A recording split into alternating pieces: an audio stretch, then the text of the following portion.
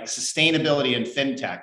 This meeting is also the kickoff event for what we call Startup Cincy Week, which is going to rock. Let me kick things off by introducing Centrifuse Board Chair, Guy Prasad, President of P&G Growth. Guy? Hey, thanks, Pete. Absolutely delighted to speak to everybody today and kick us off. And I'd like to start by just sharing that, I've lived on 4 continents. I've been to 60 countries and doing business with Procter & Gamble over the years. And I never would have guessed that my personal path would have led me to Cincinnati. I can say that I've never lived in a city. I don't know of a city in which so many great things exist and coexist. Billions of people around the world that I have, in countries that I've had the pleasure of living in, would consider this a dreamland. I see the possibilities as endless. I'm going to share a couple reasons why. And I also feel we're just getting started. So I'm delighted to speak to you guys, but I also wanted to just share a couple things that I've personally seen. So my name's Guy Prasad, as Pete said. I'm the president of Procter & Gamble's New Business and Innovation Division, as well as the chair of Centrifuse. I've had a journey that has led me back to Cincinnati. And I'd first like to really thank everyone for joining the call and all of your support to our business community here in Greater Cincinnati on both sides of the Ohio. I sincerely appreciate it. It's been an incredible year of challenges and progress for us, thanks to you. I really wanted to thank all the entrepreneurs as well, who are doing so much. We said that we really wanted to put our entrepreneurs at the center. And wow, have you done so? It's very inspiring for me to see how much of a difference you guys are making, how quickly you're making it, and all of you contributing to creating a thriving ecosystem for us. I'd really like to welcome all the members of our Centrifuse board. This is a very hands-on board, tons of passion, great experience. So thanks to each of you. And of course, I'd like to thank our very passionate and entrepreneurial CEO himself, Pete Blackshaw, as you all know. So Pete, I'm looking forward to hearing from you in a few minutes. So just a little bit on my story, and I promise I'm sharing this more on how I reflect on Cincinnati than about me, but it's the best way for me to communicate it to you. So Cincinnati is my home now. I love it here, but my relationship with Cincinnati has not been a straight line by any means. So my parents are from a country called Guyana, which is a very small country in South America next to Venezuela, has about 500,000 people. And I was the first person in my family to be born in the developed world. I first came to Cincinnati from Toronto in 1999. The only thing I had known about Cincinnati at the time was the television show WKRP in Cincinnati. So as I drove down and packed up my Honda Prelude, I was very excited to come down here to Cincinnati and be in the city.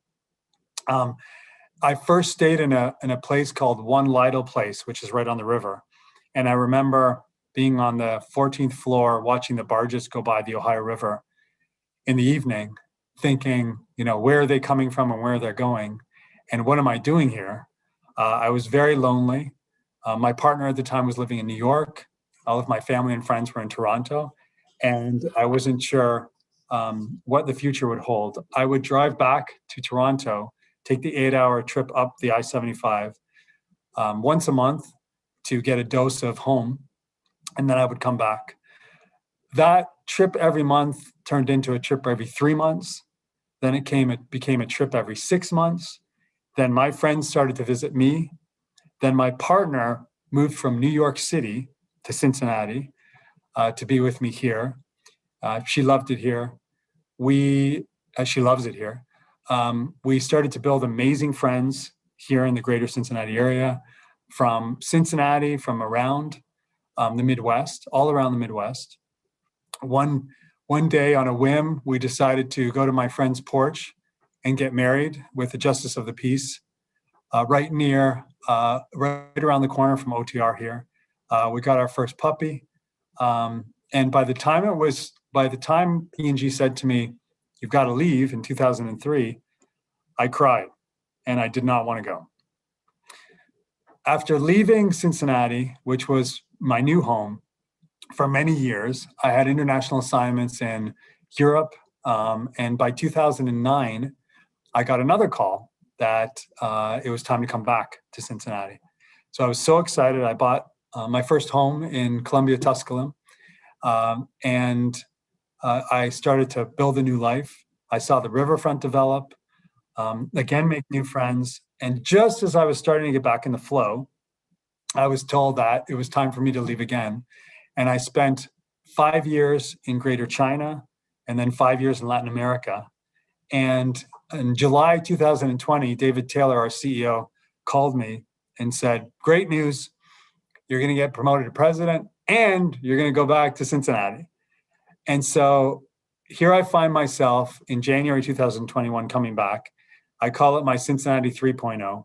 And what a Cincinnati I'm seeing. And I wanted to give you some of my big hits. OTR, I'm seeing an OTR surge like no other downtown I've seen around the world. So many downtowns have been struggling, and we are just getting stronger. The restaurant scene is incredible. I'm seeing a variety that I don't see anywhere in a town of this size, a mid-sized city, to have this level of variety of every type of cuisine you can imagine and quality.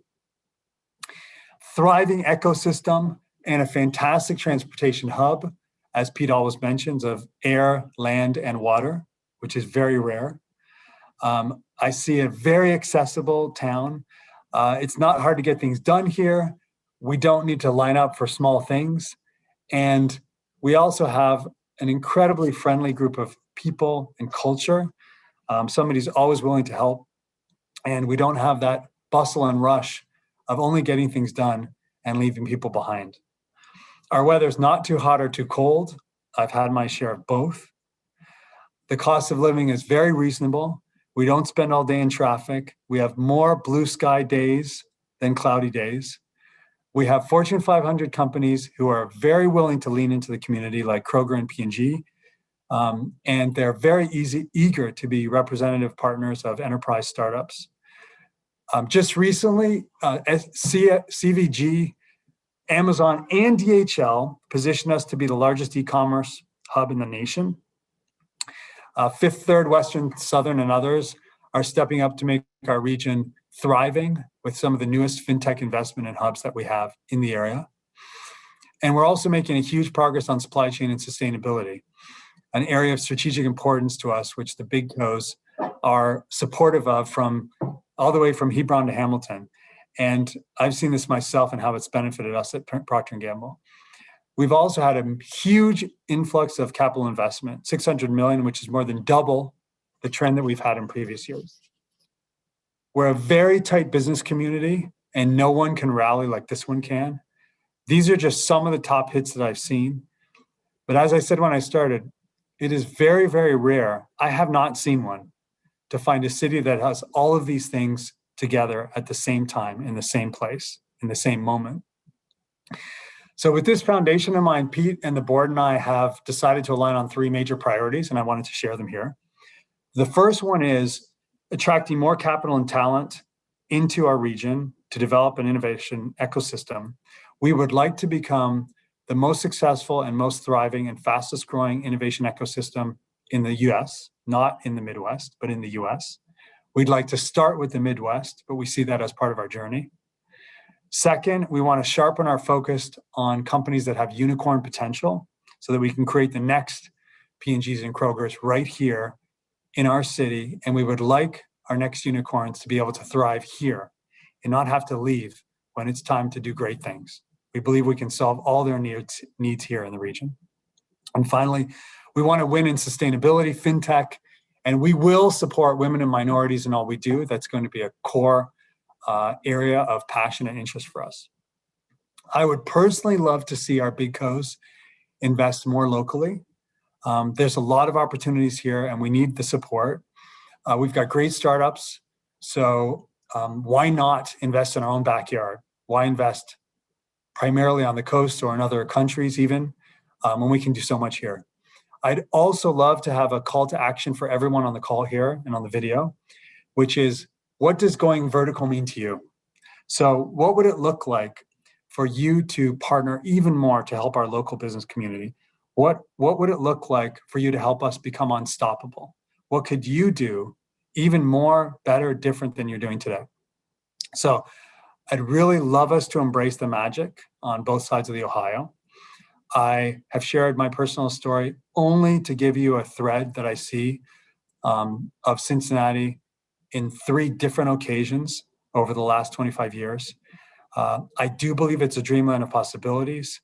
I would love us to go vertical, and I'm delighted to hand it over to Pete to take us through the next part of our session. So thanks everyone for all you're doing, and thanks for seeing the potential that I see and making it happen. Pete, over to you, Thanks so much, Guy. We're done. I really appreciate the personal touch, support, and deep devotion to the region. I've been getting some great text responses during your talk. I'd like to open with some additional thanks. First to the Centrifuse team, who made everything that we're about to share possible. Thanks are also due to our accelerators, Main Street Ventures, HCDC, Flywheel, SoCap, UC Venture Lab, Vora Ventures, our local VCs and funds, Cincy Tech, Big One, Refinery, Lightship, River Cities, Alos, Queen City Angels, Minority Business Accelerator, our university partners, Miami, UC, NKU, Xavier, Mike Halloran, you're a rock star, and beyond. And of course, our students, college, high school, even innovation girls, they are changing everything with outside-in perspective that we need. I also wanted to give a big thanks to our corporate partners, and especially to outgoing CEOs, David Taylor of P&G and Michael Fisher of Cincinnati Children's, who have been fantastic co-founders and supporters of Centrifuse. Now, this has not been an easy year. COVID challenges persisted. We lost valued employees. Union Hall was challenged by return to work, false starts. The good news is that this is the year we went all out on our mission, which is to help startups win. We even sharpened our branding with help from LPK to clarify our singular focus on connect and catalyze. Indeed, this was the best year, as Guy noted, on record for capital raised in our region. We're on track to raise over $600 million in 2021. This includes the largest, I repeat, the largest raise in the history of our region by 80 Acres Farms, $163 million Series B. Another big raise, $143 million, went to biohealth startup Syncor, and we're very excited that Centrifuse, a Centrifuse fund investment, 5AM Ventures, is a key partner and investor in that effort. Both deals, by the way, were led by General Atlantic, one of the most prestigious venture firms in the country, in the world. And funds like eGateway Capital, focused on supply chain and e-commerce, are just getting launched. So big deals are one thing. We also need to ensure that founders with great ideas are getting seed capital, and startups have access to growth capital, and it needs to work across the spectrum. So for example, we need experienced architects to lead and design the creation of new products. The good news is that our universities are generating great entry-level talent, and a growing ecosystem will foster more experienced founders and unicorn alumni. On the Big Co front, we love and appreciate your support. If ever there was a time to work, to buy local, it is now. Our startups compete with the best in the world in their domains. And hit up John or Elisa if you need inspiration or a jump start to your business. Now, if you're a startup, we're eager to help you in any way we can, whether you've not yet launched or whether you're ready to scale. In fact, you'll hear pitches from startups throughout our meeting, but let me kind of call out a few up front. One, it's great to see FISNA, the Google of objects, source talent from the actual Google. Pay Theory and Abre are working together to reduce barriers to payments in schools. Red Circles leading the scaling of Shopify for podcasters. Pieces is creating an entirely new way for creators to share file fragments or pieces of their work. Lightship is working to get mobile dentistry startup Care Mobile to make Cincinnati home.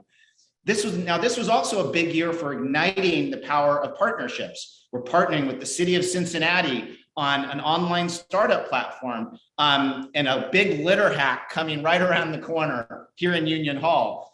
We've joined hands with the city of Hamilton around their promising green tech revolution. We're partnering with Ready on many fronts, and we'll join forces to showcase startups with them at CES. We're especially, we also partner with FC Cincinnati and co-owner Meg Whitman to create a fantastic startup mixer at every single game.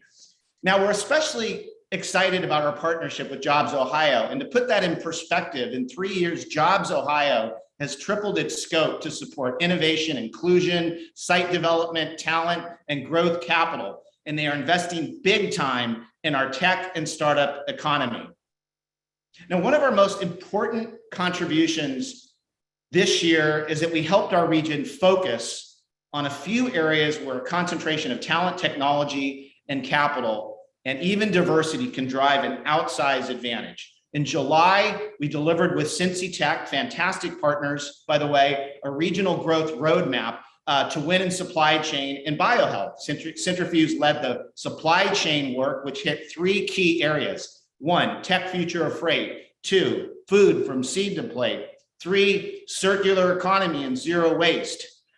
Importantly, we parlayed our recos into action via a formal US Build Back Better grant proposal anchored to startup growth, and it was entitled Ramp Up. Our vision is that our region will lead the nation in advanced mobility. And this is a new way of looking at transportation that aims to reduce the carbon footprint of passenger and freight movements through more efficient energy use, materials reduction, e.g. green packaging, and recycling. And here I just want to thank enthusiastically the coalition of supporters. We received over 50 support letters in a matter of days, senators, a governor, and we're so grateful to CVG CEO Candace McGraw and her team for stepping up as lead partner. We've also sharpened focus on our Fintech sector. We received a record number of applicants for our Fintech Frontier event coming up in a few days. Just today, Coterie announced a record $50 million supplemental raise. Big story.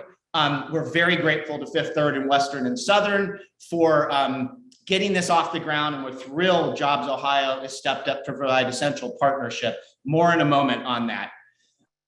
On our corporate innovation front, led by Elisa Smith, we push new ground in innovation strategy, subscription models, and leveraging our fund relationships to ignite and inspire breakthrough innovation. Now, on the fund front, we slowed our Fund 3 rollout to reflect on new approaches to maximize local impact and startup growth, especially considering our focus in areas like supply chain and fintech. But that's hardly slowing us down with Fund 1 and Fund 2 activity. Thanks to the great work by fund manager Sarah Anderson and team, our Fund 1 performance has delivered in a big way for our valued investors. We're seeing returns of 2.3x since the fund's inception, and Fund 2 returns look even more promising. Our hope and our plan is to parlay those returns into an even more impactful model, so stand by. We're also excited about the fund's impact. I mentioned 5 a.m. Ventures earlier, but there's more. Refinery Ventures, based here in Union Hall, recently invested in Red Circle. They're deep in supply chain innovation and working with Jobs Ohio to scale up opportunities. We're also excited about our work with Venture Studio Science Incorporated, and we're already introducing them to some of our most important local corporate partners. 5 a.m. also dials up this capability. And Lightship, I mean, where do I begin? That event yesterday at UC with state leaders was a bit mind-boggling. I mean, just wow. My advice, do not bet against them. In other key developments, we brought on a new Union Hall manager who's bringing noticeable and welcome changes to this fantastic workspace. Heck, we even have an 80 acres salad vending machine in the building. We've also created board level committee on development led by David Kennedy, Chief Strategy Officer of Bon Secours Mercy Health. We'll hear more from David later. We're so grateful. So we have a really, really big year ahead, and we have wind behind our backs. MarketWatch just published an article on the power and potential of our great supply way. Just last week, FIFA delegation was in town scouting Cincinnati as a World Cup site. More and more, we are on the world's radar. But movements like this do not last forever. Opportunities open up, but they can close as fast as they open. I'm a big believer in the power of urgent optimism. As a region, we have every reason to be optimistic. Guy nailed this point. There are so many people around the world that see Greater Cincinnati as a dreamland of possibilities. It's true and it's powerful. So we have a right to be optimistic, but we also must feel a tremendous sense of urgency. And that's the spirit of our theme, acceleration point. Now is the time to lean in together and to pick up speed. The landscape of winners and losers is being reshuffled in the years in ways that would have been hard to imagine 2 years ago. The coastal cities and the tech hubs are less appealing, and regions like ours have a new magnetism, especially to young talent and to venture capital. Let's make the most of that. Sustainability is at an unprecedented tipping point with government and private sector funding flowing at unprecedented levels. Let's make the most of that. The US government is waving massive carrots with a sense of urgent optimism and acceleration that makes the most of that. Let's take absolutely big advantage of that. Let's turn that Mark Twain line on its head and make Cincinnati that unexpected place where change happens 10 years faster than anyone saw coming. We have it within us. Now is the time to accelerate. So on that note, let's turn to the program, starting with our first wave of startup introductions. Let's meet them.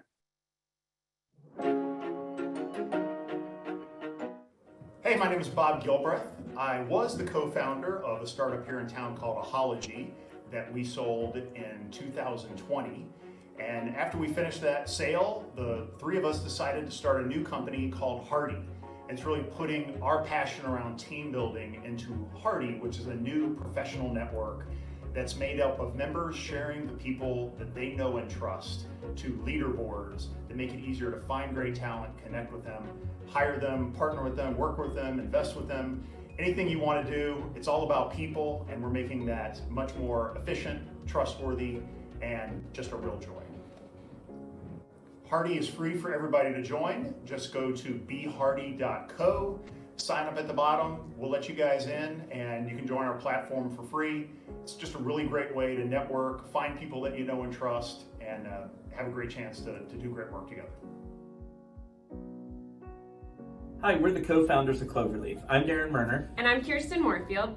Cloverleaf provides coaching for everyone in an organization. And how we do this is we partner with the most popular assessment companies to get to know the individual psychology of how people work and how they do their best work.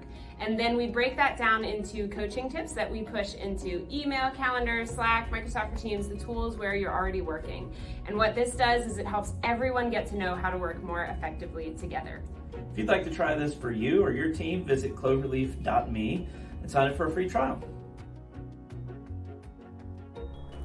Hi, I'm Kevin Cushman, CEO of Electrata. We're a Cincinnati-based electric vehicle infrastructure firm here to build, own, operate, and maintain the country's most reliable set of EV chargers and all the energy infrastructure that goes behind them. The purpose of our business is to bring clean transportation to a lot of different use cases, but focus primarily on those for whom fleet or transportation is a core function of their business, their institution, or their community.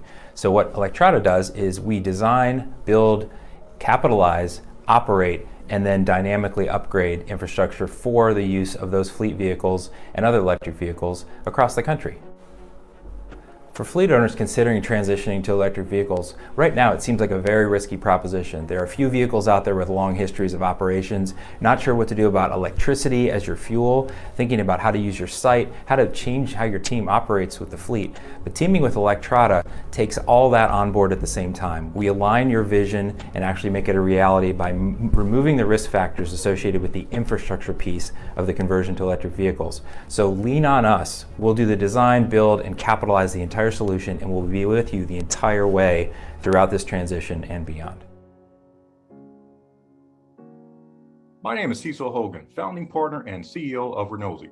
We started the company more than a year ago with the idea of building the most modernized online platform that simplifies locating, obtaining bids, and hiring qualified contractors to service your home renovation needs.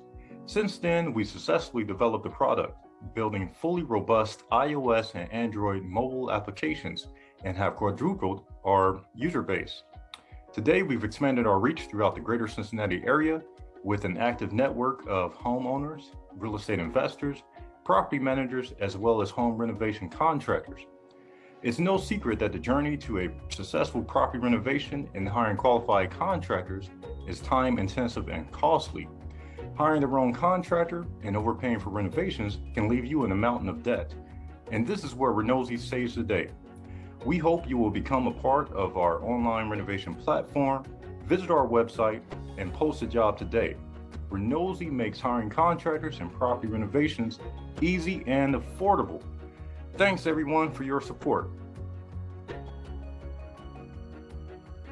All right, let's give it up for our startups. Now it's my honor to introduce someone who epitomizes urgent optimism, Centrifuse board member Melissa Stevens of Fifth Third, who's going to lead a fantastic session on our region's critically important fintech ambition. Melissa, you have the floor.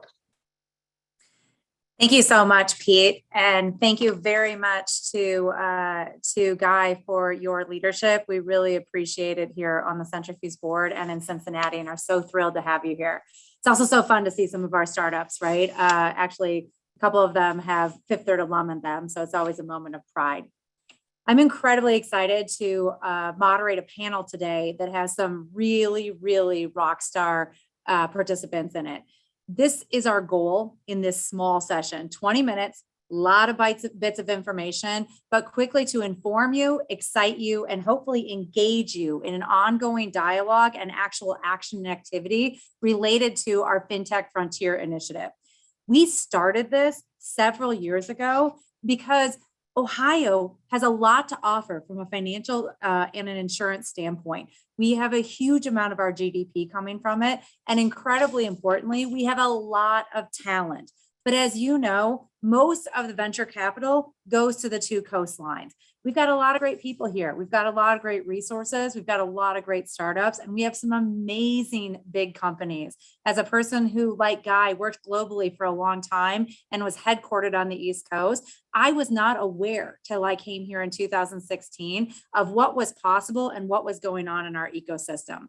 At this point, we have 15 plus viable, beyond idea stage, fintech startups building in our area, and 5 of them are new additions in this calendar year.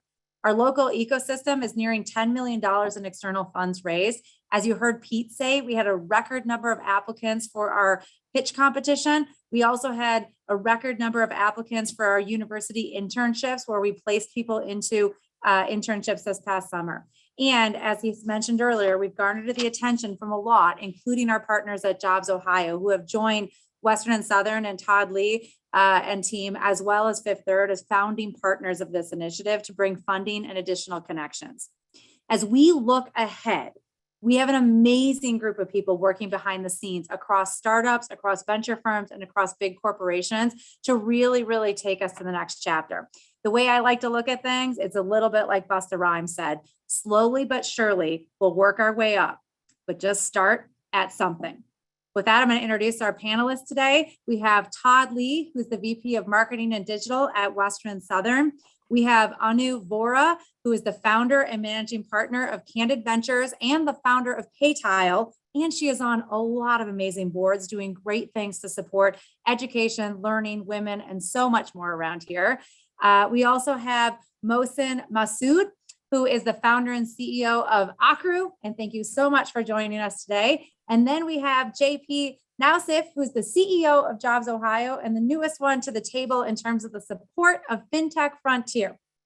I'm going to get it going. These guys are going to go like that. You heard Pete's comment. I am urgent optimism all the way. I'm also a fast talking, fast walking New Yorker who loves working in the Midwest. So Todd, You've been involved since the very start, when only two of us and a couple of people that thought it might be a good idea would get together since the early planning. Can you share your perspective on the FinTech Frontier program and where we're headed next? Certainly, Melissa. Thanks for the question.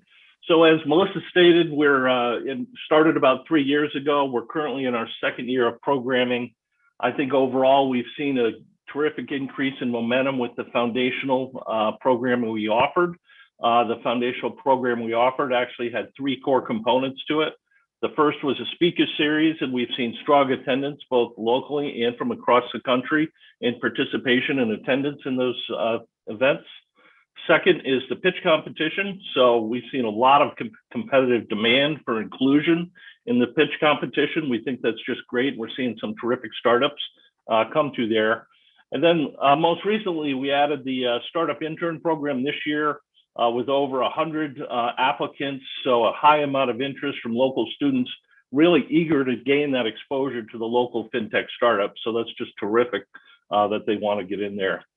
The team's working on the next iteration of our FinTech Frontier programming.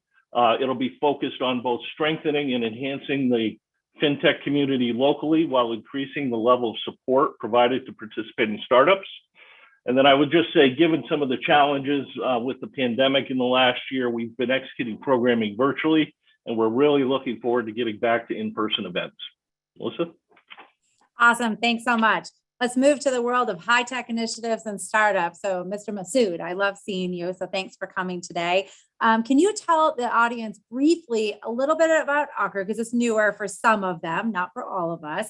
And then why do you think, or where do you think FinTech Frontier could make a difference for your company and where you're headed as an awesome entrepreneur in the tech world?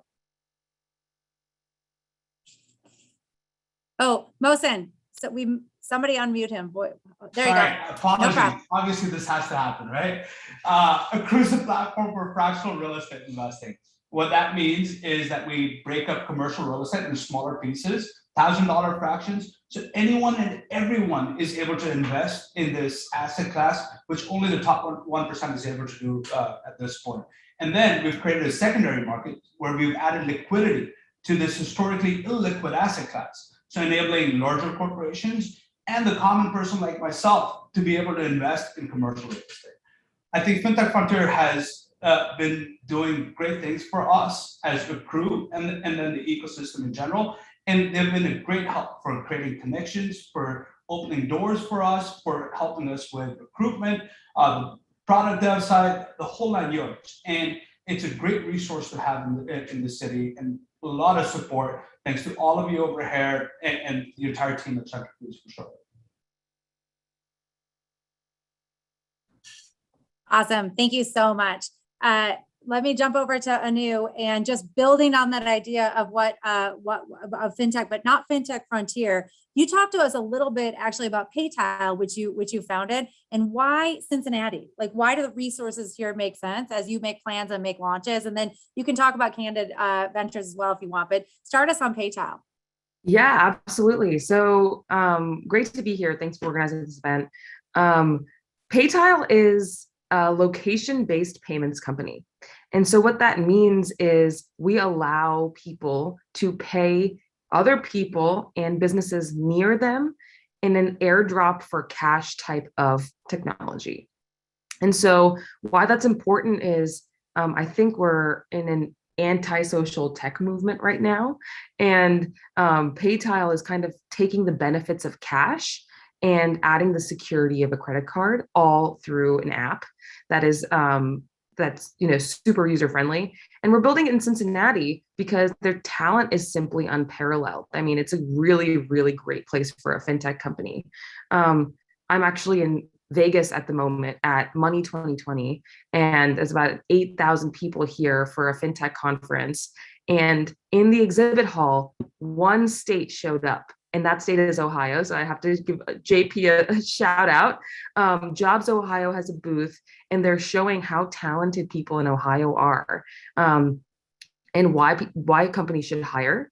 And I'm very, very lucky to have been raised in Ohio, to have been raised in Cincinnati, and to have been raised by an entrepreneur in a startup ecosystem. I think folks are really loyal. The talent is from Fifth Third, from P&G, from Western and Southern, from Kroger, et cetera, et cetera. The talent is absolutely phenomenal. And so I've lived in SF, I lived in New York, I've lived in Philadelphia, and I always come back to Cincinnati at the end of the day. And to your last point about Candid, we're investing across the board in companies all in Cincinnati. So obviously I'm building a fintech company that's part of my venture studio portfolio.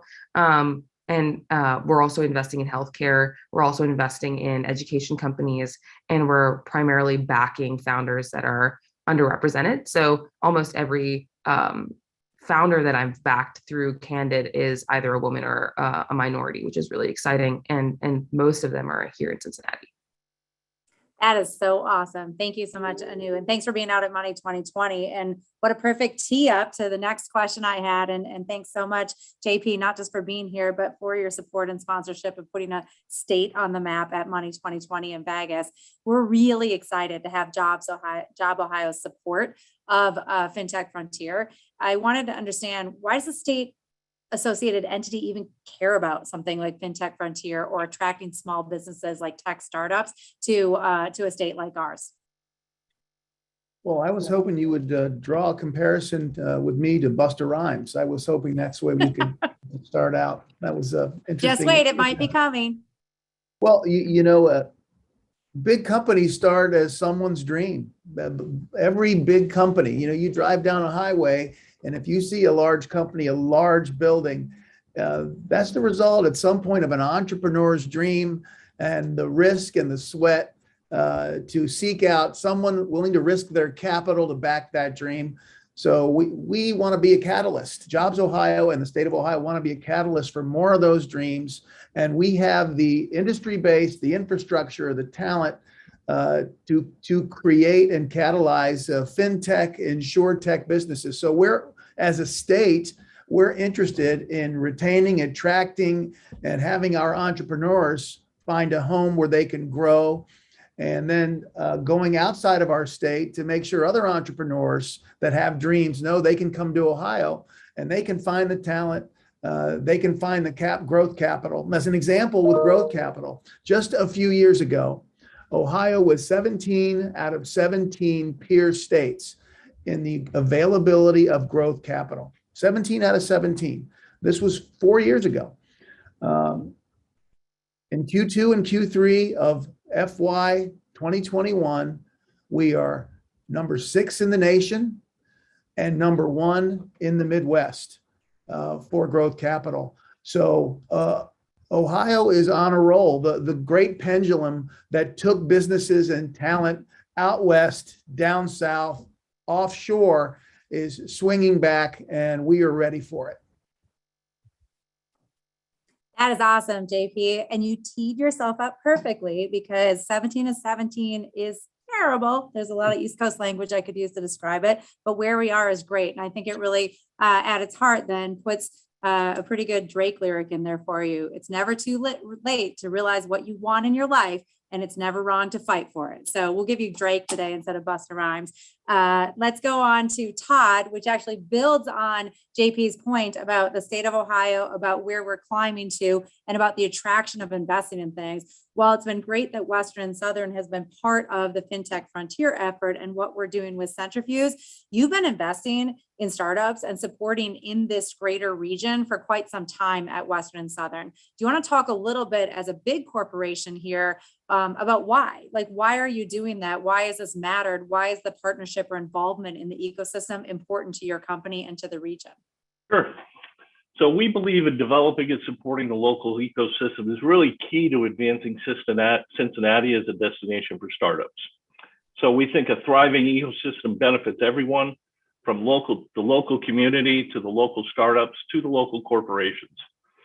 So we have terrific talent, we have great universities, and a can-do Midwestern culture that positions Cincinnati for success. Within Western and Southern, we believe having access to emerging fintech capabilities is an accelerator for our internal innovation.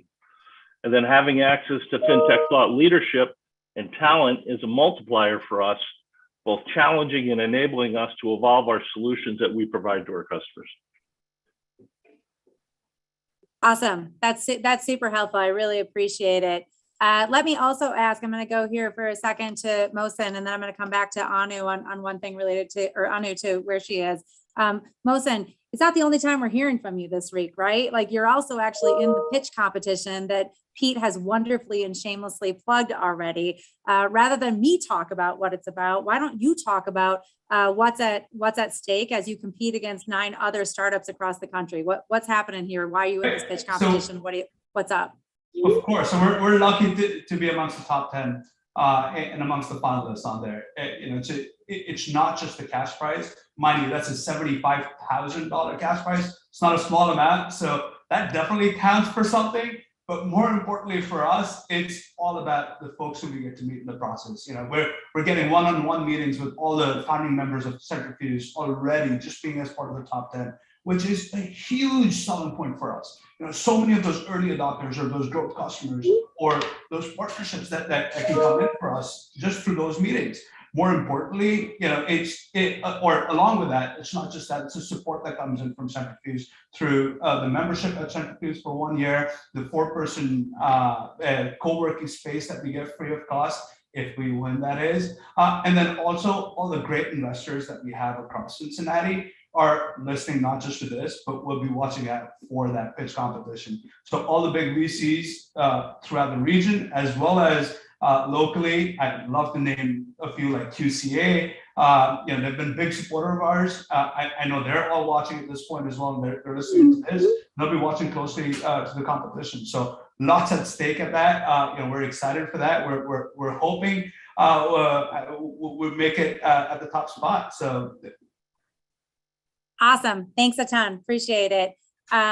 It's also, I better give you a quote. I don't want to be fair to everybody on the lyrics front, right? When I look at the, no bias in the pitch competition, I'm not a judge, but when I look at what you guys have done and the accessibility of investing in something that usually seemed unattainable for people, it kind of gets me to the notorious BIG. We can't change the world unless we change ourselves, right? And you've really looked at accessibility in a different way, in a different market, which is kind of cool.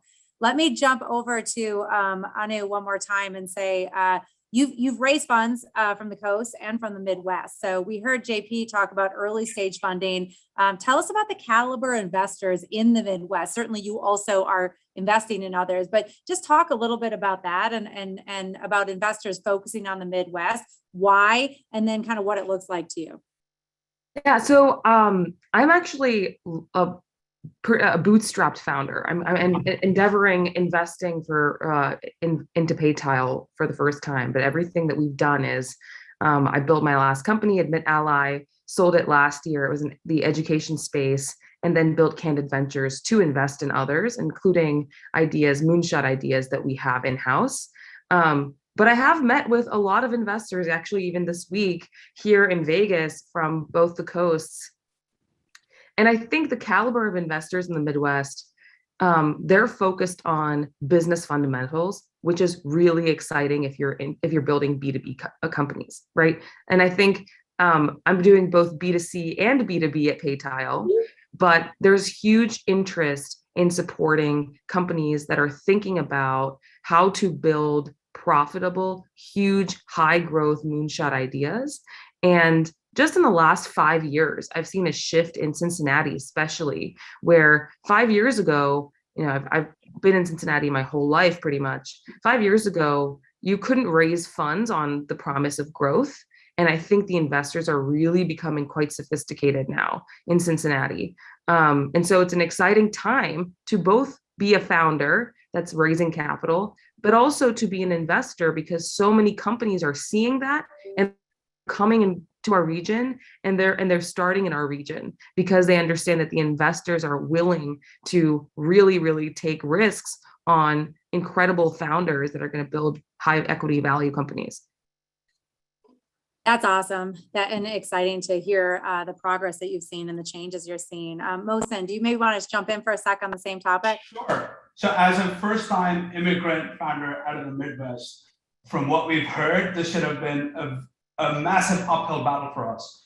We're very lucky to have big investors like Draper Gordon Home, a Tim Draper fund, invest in us. So getting the attention of big investors from across the coast even if you're based in Cincinnati, is not difficult. They're looking for the right product, doesn't matter where you are. And being in a city like Cincinnati plays a big role because of the opportunities and the talent and all the support that you have over here. That definitely plays a big role. We've got people from the East Coast and the West Coast. So Cardi Investments from DC and DJ from the West Coast as well. That's awesome. That's really awesome to hear. JP, is there anything else you'd like to jump in on or pile in on there? The only thing I'd say is that we have got amazing momentum right now. This is not just a better year for Ohio or incrementally better or a bounce back from COVID. Our pipeline, this is Fintech, InsurTech, and the other sectors. Our pipeline for businesses, for projects that have over 400 jobs and 200 CapEx associated with them, meaty projects, up 550%. Projects with 1,000 jobs associated with them or more are up 550%. We're on, and at the same time, Ohio is investing in these innovation districts. We were down celebrating and providing an update to the community yesterday on the Cincinnati Innovation and District. So we're investing. Our pipeline is larger than it's ever been. And we've already, up to this point in the year, have closed more business and more jobs than we have at this time of the year in the history of Jobs Ohio. So this is a generational opportunity, and we're on the front end of it. All right.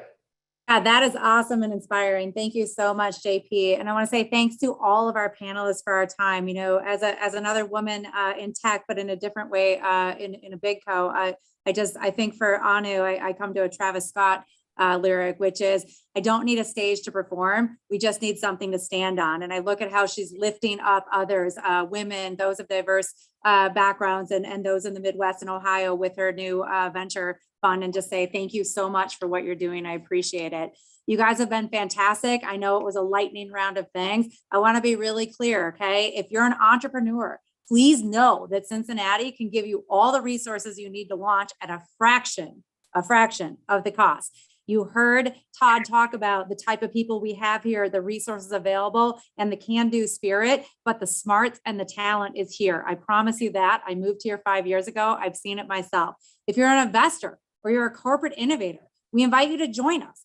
Anu and Motion are, along with the other founders in our region, are building the future of fintech and really showing from right here in the middle of America what you can do. Mike and the team at 80 Acres Farms is just one of many who are charting the path. We invite you to be part of our ecosystem. We invite you to be part of this. We are a place, and I can tell you this as someone who came from Manhattan, we are a place who truly help each other just because we do.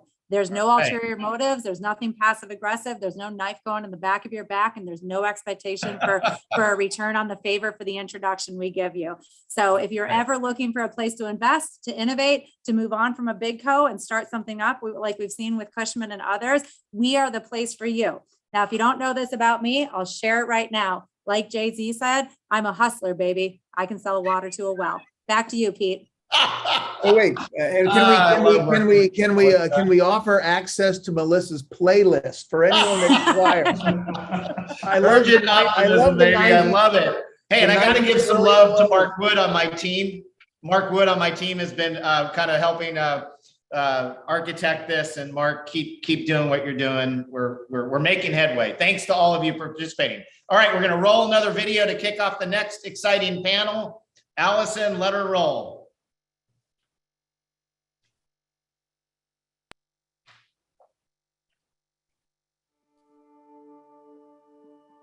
Hi, I'm Pete Blackshaw, CEO of Centrifuse. I like to think of Cincinnati as the great supply way, the epicenter of supply chain, logistics, advanced manufacturing, and e-commerce distribution, combined with this amazing heritage of leading the world in brand building and retail. I also discovered that this magnificent Queen City is also one of the world's greatest green cities. Did you know, for example, that Site Selection magazine named Greater Cincinnati the #1 most sustainable city in the US? 80 Acres Farms, for example, is the world's first fully automated indoor farm. And its sister company, Infinite Acres, through a joint venture with Ocado, is exporting game-changing vertical farm technology to the rest of the world. We knew food isn't what it used to be. So we made it better by creating a completely new kind of farm. A farm that uses 100% renewable energy. A farm that uses 0 pesticides. A farm that grows 300 times, not percent, but times more food on less than 1% of the land. Fresher food means less food waste. Our neighbor Kroger, one of the largest retailers in the world, is pushing sustainability at many levels. I think supply chains are going to be totally different in the future than they've been in the past. And it really is about getting products to customers as fast as you can, and things that you don't use, provide it to other places as well. And when you look at our objective of zero hunger, zero waste, we literally mean any place that we work, we want to help support a community have zero hunger, and as a company, we want to have zero waste. The Cincinnati region is the heart of the Great Supply Way. Our airport, CVG, is now the #1, I repeat, #1 e-commerce distribution hub in the country. Our airport is innovating with remarkable speed, with dozens of startups at a time in areas that are ripe for technology. So CVG is the epicenter of e-commerce. We're proud to be the global super hub for DHL for the Americas. Amazon is building its largest hub here in the US that will open up in fall of 2021. With that, we have a tremendous ability to jumpstart our sustainability efforts. Sustainability has never been more important. Momentum is growing exponentially. Climate tech is now a $2.7 trillion opportunity. If there's ever a time to be bold and to move fast, it's now. And if there's ever a place poised for growth, leadership, and game-changing innovation, it's here. Come join us. I promise you'll be welcomed with open arms to our great green supply way.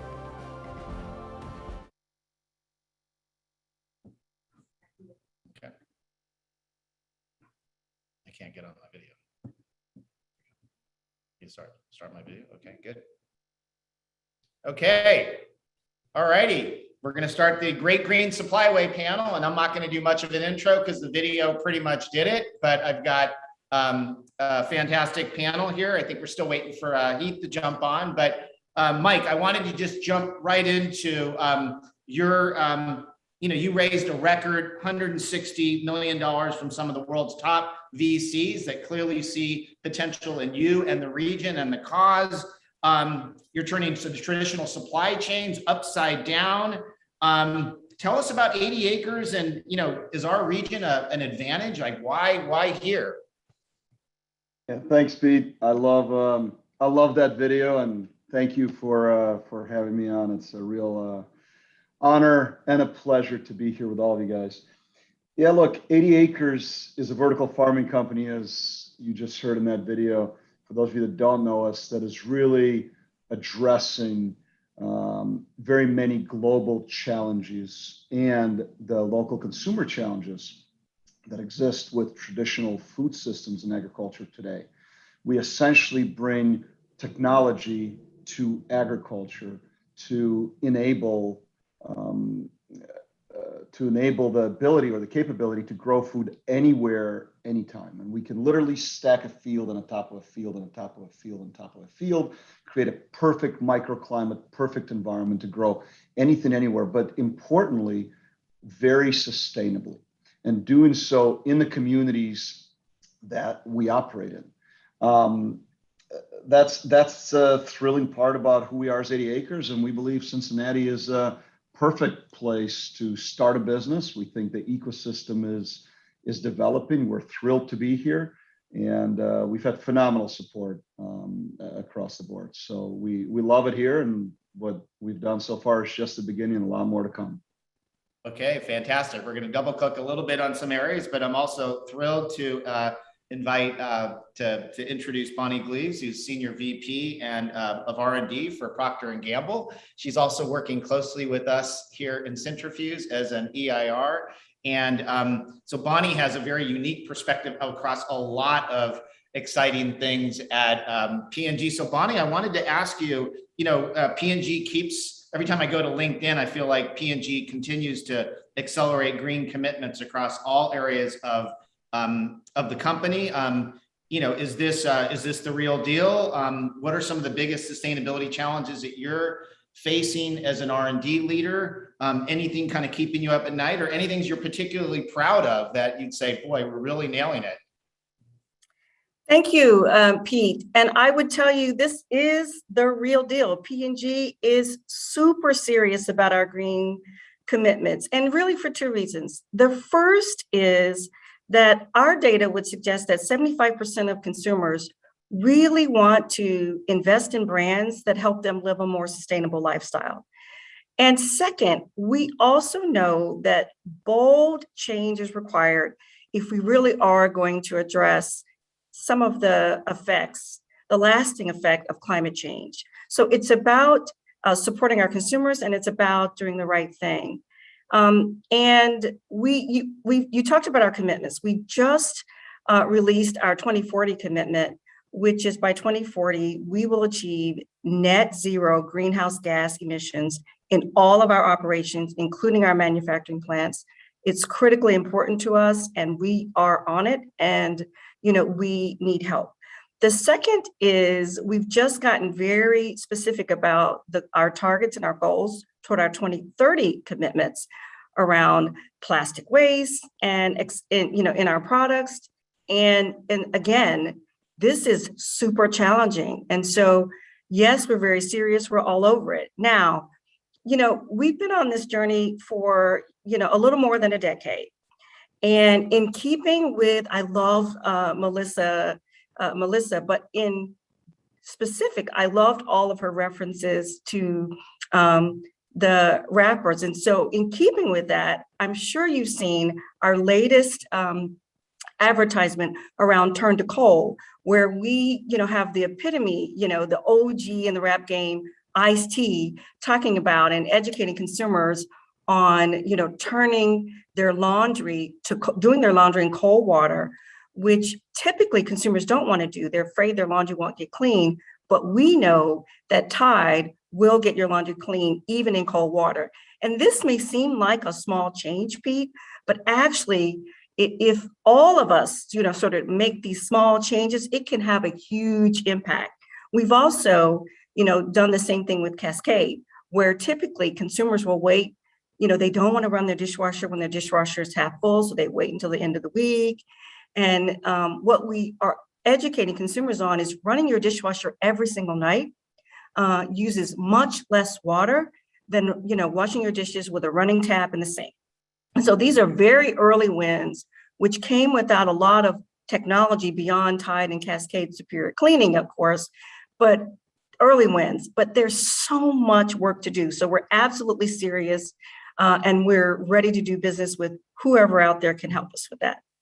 I love that example. I'm ready to develop a conference called Cold is the New Hot, because I think it is such a powerful insight. In fact, I was just listening to the Malcolm Gladwell podcast where he's actually talking to some of your R&D folks. And what's interesting about that, and again, I learned something new about the Green Front every day, but I didn't realize just how much the house contributes to the carbon emissions, and how much is dialed up by all the hot water that we use in conjunction with consumer products. So that one is really interesting. It would be fascinating to kind of figure out what else we can do to kind of unlock green value on that front.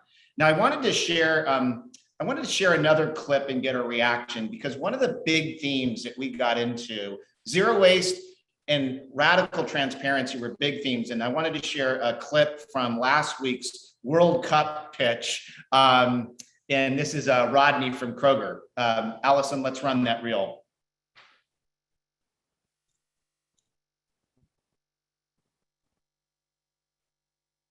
We are also committed to sustainability and social impact. Cincinnati is recognized as one of the greenest cities in America. Together, working with Kentucky, Indiana, and Ohio, and all the groups, we're inspired to deliver the first Zero Waste World Cup Games. And we believe that Cincinnati, through its Green City initiatives, and partners like Kroger and P&G are uniquely positioned to help FIFA meet this ambitious goal. In fact, if Cincinnati is named as a host city, we've pledged that we will work together to bring a zero waste FIFA World Cup to the Americas and bring it to life. Transparency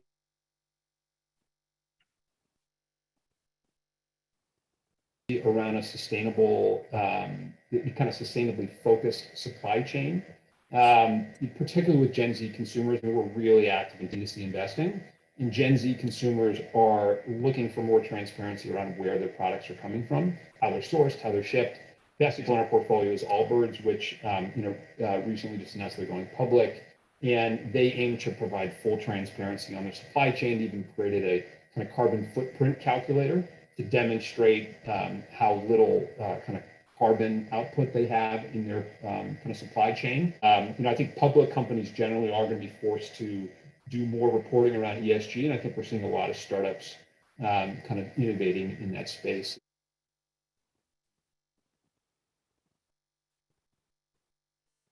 So I want to double click on that a little bit. So you've got zero waste and you've got radical transparency. And radical transparency allows you to figure out whether the company gets credit for zero waste. So Mike, you're racking up some amazing statistics on conserving water, you name it. But can you comment on those two videos? And obviously one of your goals is to be a partner to a player like a Kroger. Yeah, absolutely. There's a lot of ways to address waste, if you will. And if you unpack it, there's waste of water.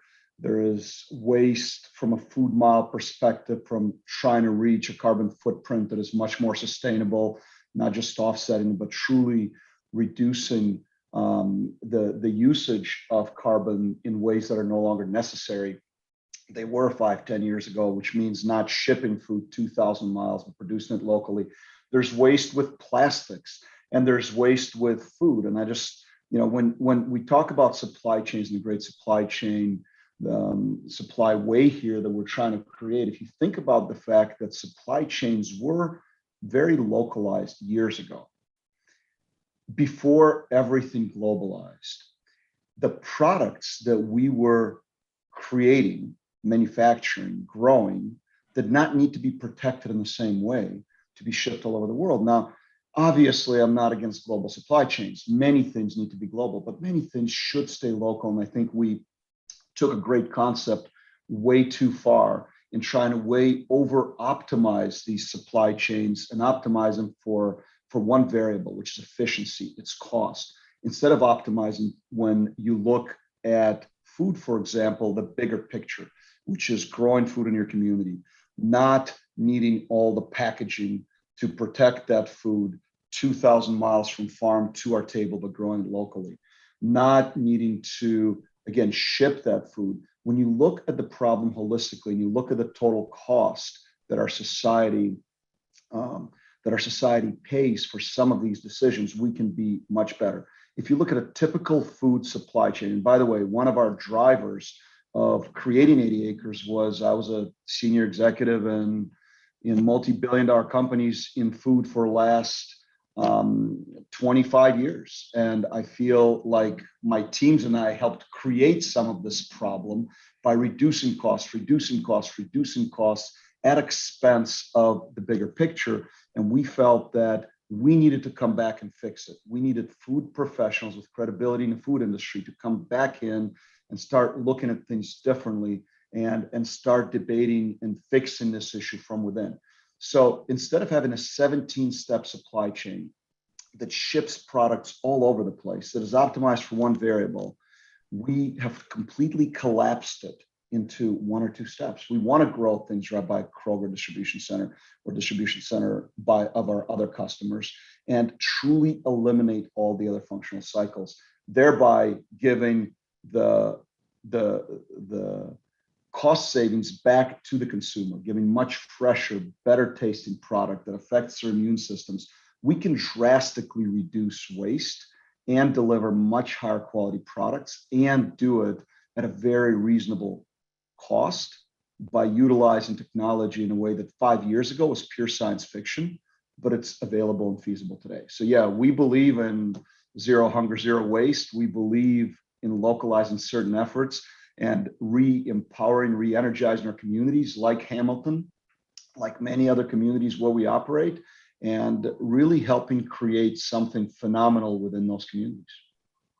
All right, Heath, good to see you join us. I played a video of Joe Medved from Lair Hippo talking about radical transparency, and I'd love it if you could just give a perspective on the transformation of, what's at stake when the world can kind of see right through the product, through the supply chain, and Heath is from Mercury Fund, which, by the way, does great local investing, Amify and others. Heath, you have the floor. Yeah, thank you very much, Pete. And sorry for being late. I had an issue come up, but ultimately, we're seeing, especially here in the middle of the country, we are seeing a tremendous amount of technology be deployed against the challenges in the supply chain. From 10 years ago, we thought there were issues, and we started making investments in manufacturing supply chains, and we didn't quite see the uptake. But over the last decade, it's gotten worse, almost 100x. And I'm sure Bonnie has spoke to that from their group. So what we've tended to look at is both horizontal B2B technology that will address that, as well as focusing in on, in particular in our region here in Houston, how that affects energy and how that affects the job market and how that affects everything in the local economy here. So we've been able to both look at it across the US with investments, but in particular in our backyard, and how that relates to climate tech. And as most people know, the energy industry is transforming itself, and we're happy to be a part of that. Whereas before, we sort of didn't feel like the energy industry was sort of dedicated to technology. Now, because of the challenges in supply chain and challenges in the local economy, they have to sort of invest and commit to the future of what their business is going to look like. So we've kind of seen it both horizontally and vertically.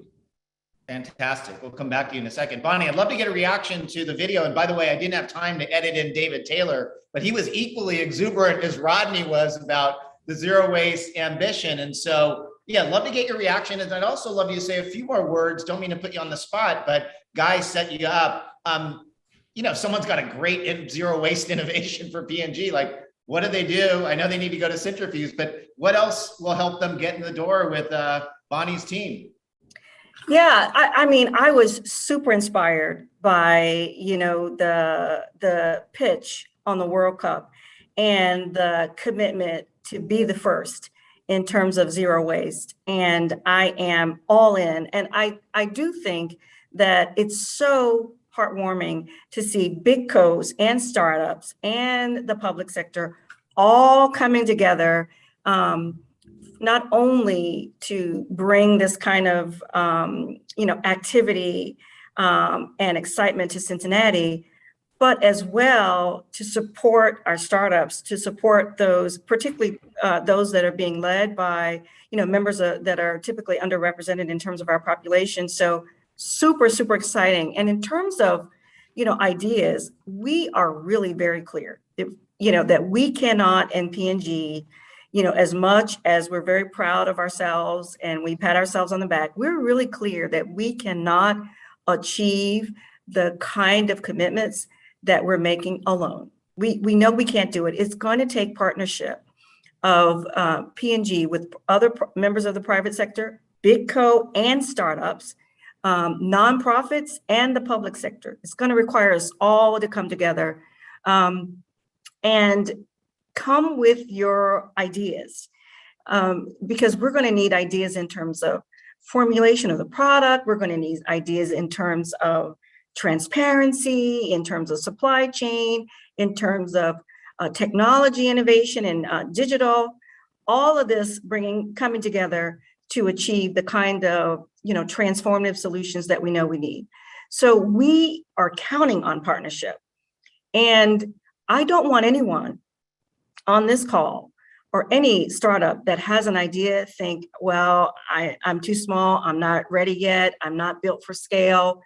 Don't let that stop you, because once we identify together the solution, we can bring all of our capability and the capability of our partners together to figure out how to get it scaled. Don't let that be the barrier. No idea at this stage, with all the work that we've got to do, is a bad idea. No idea is a bad idea. You may have seen some briefs that P&G's been sending out through Centrifuse about what we're looking for. If you haven't, that's fine. Don't hesitate to reach out to someone in P&G, one of your P&G contacts. If you've got ideas, if you want a partner, if you're not even sure if your idea makes sense, please don't hold back. And contact me directly. Maybe we can put my contact information in the chat, but contact me directly. Feel free to do that, because the time is so urgent. And I believe one of the startups that is participating in this call right now has a solution that we can bring to bear against, some of these challenges. All right, Bonnie, we've got hundreds of people on this call who heard you say that. I am so excited. Heath, I want to give you the final word. And Heath, one of the things that's interesting about Kroger, they did a big kind of a pitch event where they had, hundreds of startups pitch zero waste ideas. They gave, I think, $2.5 million to 10 startups. What's interesting is that 80% of them were diverse. And you and I have been talking about this. Is there an opportunity in the convergence of green and diversity? I think you're seeing some of that in Houston, but give us the final thought on that. And open your mic there. Yeah, sorry about that. So it's really interesting, Pete, in that similar to what I was saying in the energy space, there's this mix between climate tech and energy companies being forced to innovate, and Houston's population being majority minority. So those two things converging creates a tremendous opportunity for the city to recognize that unless they on-ramp more of the population and how the city is comprised onto the innovation highway, whether it be as an employee of a high growth company or as a founder of a high growth company, Houston continuing to thrive would be in jeopardy. So those two converging factors are creating a tremendous opportunity in Houston. And there's a group called Greentown Labs that's driving things on the sort of climate tech accelerator and funding side. And then you have firms like Mercury that is leaning in really hard to make sure we are helping in a number of ways that may not look like investments, but in a number of ways for diverse founders. And then you've got dedicated funds for diverse founders that are popping up. And there's a couple here in Houston that are all working together to address the problem. So when the community sort of comes together and recognizes the sort of emerging or converging forces, you really can make a difference if you're committed to wanting to do so. And we're seeing that happen in Houston. And as you and I have been chatting, anything me and the Mercury team can do with our continued investment and commitment to Cincinnati to sort of give continued visibility into things that are happening here and how we might be able to help. We'd love to do some roundtables and help you continue to drive that forward in Cincinnati, because I think you guys have the same opportunity. It just may be that the groups haven't looked at the converging factors to then figure out where we make the investments. Thanks for that final comment. And I want the audience to just know that we're not putting these things in silos like sustainability and diversity and fintech. They all kind of live together. The biggest movement in fintech is climate tech meets green. One of the big opportunities around sustainability and supply chain is responsible sourcing. And so, let's keep thinking about how they all come together, and that's where we might create a really big outsized advantage. So I thank the panel. I know we just kind of flirted with the topic. There's so much to say, but more to come. But again, we're all committed to building a great green supply way. Thanks very much. Now we're going to roll our second startup, Meet the Startups video clip. Hi everyone, I'm Nick Rabin from HomeShake. HomeShake is the only place to find and purchase homes directly from a seller before they hit the market. No realtors, no expensive fees, just a simple end-to-end platform for buying or selling a home. Real estate is the #1 industry in the American economy. People pay $100 billion per year in commissions, but the system is broken. Now, there's a better way, the market before the market. But don't take my word for it. Visit homeshake.com to learn more and see what our customers are saying. Hey, how's it going? Savanat here from Pieces. We are a deep tech startup here in Cincinnati, Ohio, building a whole different kind of market around file fragments. So in practice, what this might look like is something that I copy on my clipboard, I generate a link for, I send to you, you click that link, and now what's on my clipboard is on your clipboard. So basically everything inside of a file, we're enabling ourselves, our partners, and third-party developers to extract file fragments from tools and operating systems, re-inject them, and then we're doing a lot around machine learning, sharing, searching, and cloud enablement at the file fragment level. So the company is called Pieces, fittingly, Pieces of Your Work, and we are currently in the developer space, but we'll be moving into the design space and other spaces later on in 2022. We're a team that's global first, but we have a headquarters here in Cincinnati, working with Centrifuse. We're venture backed by Drive Capital up in Columbus, and we're doing some really cool stuff. So we'd love for you to check out our site, give it a look. If you have any developers that are looking to get involved with file fragments or check out our platform, that would be awesome. But yeah, other than that, give it a go. Thanks. Hi, my name is Greg Lund, and I founded Struction. Struction is a technology-based financing platform for subcontractors in the commercial construction industry. We advance 100% against materials and 80% against approved invoices, ultimately lowering the amount of working capital that subcontractors need to bid and execute projects in the commercial construction space by 70%. We also benefit general contractors by providing a more competitive pool of subs and ultimately lowering their project level costs as well. Struction uses data and technology to lower risk and ultimately cost for everybody in the value chain. Between now and 2030, approximately 40% of the construction workforce is going to retire. That capacity gap is going to be filled by small businesses who ultimately have the capabilities but not the capital to execute the projects. Struction's platform provides project level financing so subcontractors can compete not only on their capabilities but also on their ability to execute projects and not their capital. If you'd like to learn more about Struction, please visit www.struction.com or email me directly at glund@struction.com.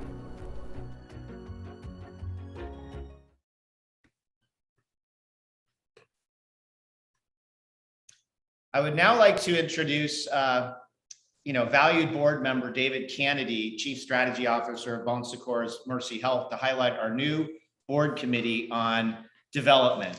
And David, I just want to say publicly, you've been a fantastic partner, friend, and board member, and we thank you for being here. Thank you, Pete. What a great program. If you're not energized by all that we heard today, I don't know how to make that happen for you. I appreciate the opportunity to speak to this group. Like Guy, I'm a transplant to Cincinnati, moving here from Nashville 4 years ago. And every day I fall more in love with the city. I'm fortunate to serve on the Centrifuse board and have a way to give back to my new hometown. As you've heard from Pete, the role of Centrifuse is to connect and catalyze. And at times, the great work of Centrifuse doesn't always have an associated revenue model, and the leadership of Centrifuse goes uncompensated. That fact was made clear to the board as we heard about the financial status of Centrifuse during the worst of the COVID pandemic, when Centrifuse, like many startups and nonprofits, didn't have a deep cash reserve to sustain it. Thanks to Pete and his team's ingenuity and to a PPP loan, Centrifuse made it through in good shape, while also helping to restart the economy of the region. This past year, the board reflected on the need to create opportunities for individuals, partners, foundations, and companies to support Centrifuse to continue its work on the behalf of the region. To that end, we've created a development and growth committee of the board to understand Centrifuge's needs in terms of operating dollars to create new programs and services, and for capital for funds to sustain Union Hall. In the months to come, we will be engaging the community to seek investments of time, expertise, and treasure in Centrifuse. While we're not asking for big checks and contributions right now, there are important steps you can take to meaningfully contribute to Centrifuse. Most importantly, please be an ambassador for our entrepreneurial community. Centrifuse is here to help. Just tell them about Centrifuse by going to centrifuse.com/connect. Secondly, if you're looking for the right environment to unlock innovation, Union Hall is open for business. Just reach out to Abby at centrifuse.com or go to unionhallcincy.com. You can also join the Startup Cincy Startup Network, which is thriving. Go to behardy.com. If you're a corporation looking for innovation and a way to solve problems, contact Alyssa at centrifuse.com. If you're passionate about sustainability, Pete is launching a Cincinnati Sustainability Consortium. Reach out to Pete at centrifuse.com. Lastly, please take advantage of the next 4 days of Startup Cincy Week. The agenda is fantastic. There's something for everyone. Thank you for the opportunity to speak with you today. I'll now hand it back to Pete for his closing comments.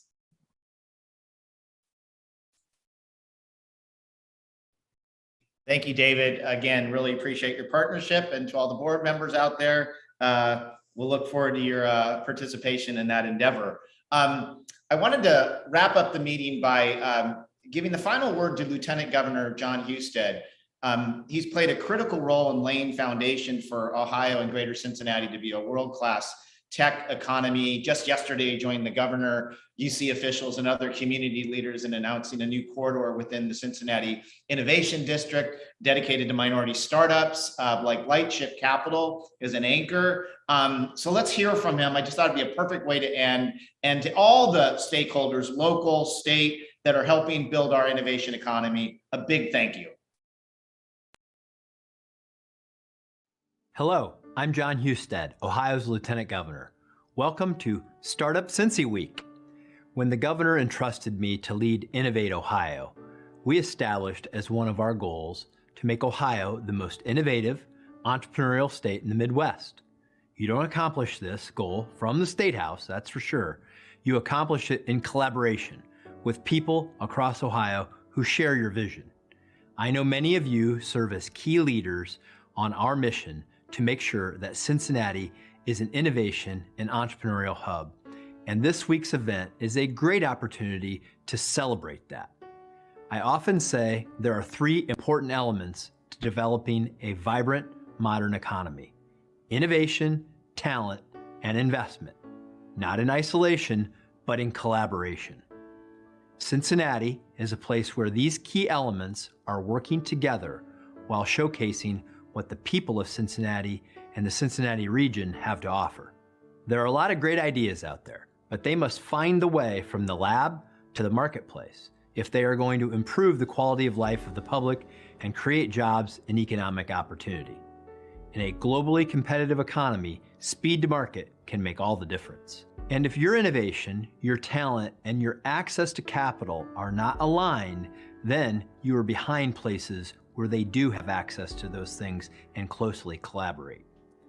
Startup Cincy Week is bringing together companies, organizations, and leaders to discuss new ideas, learn about each other's successes, and drive innovation so that Cincinnati and Ohio can continue to be the place to grow and inspire others. Thanks to all the great partners who've made this week's conference possible.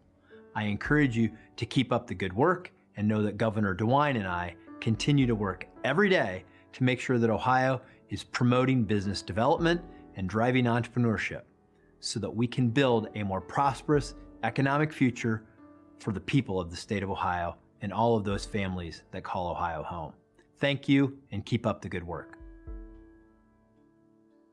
And I just can't, I can't believe we're gonna end this on time. I'm so excited. I wanted to thank our entire team for making this all possible. Big shout out to Catherine, who's leading the Startup Cincy work and kind of master orchestrator, but also Brooke, Allison, John, Mark, you name it. I also wanted to officially invent the Centrifuse Ecosystem Leadership Award, and that goes to Maurice Coffey on our team, who not only is playing a big role as an EIR from Proctor on Centrifuse, but you've heard a lot of buzz about Lightship and Jobs Ohio, and he's kind of in the center of that as well. So big thank you, Maurice. But thanks to everybody. This is all about connecting and catalyze. We are an ecosystem. The potential is massive. Let's be urgent optimists and let's kind of grab the opportunity. Thanks so much. Pay attention to those links because those are all action opportunities. Thanks to everyone. See you soon.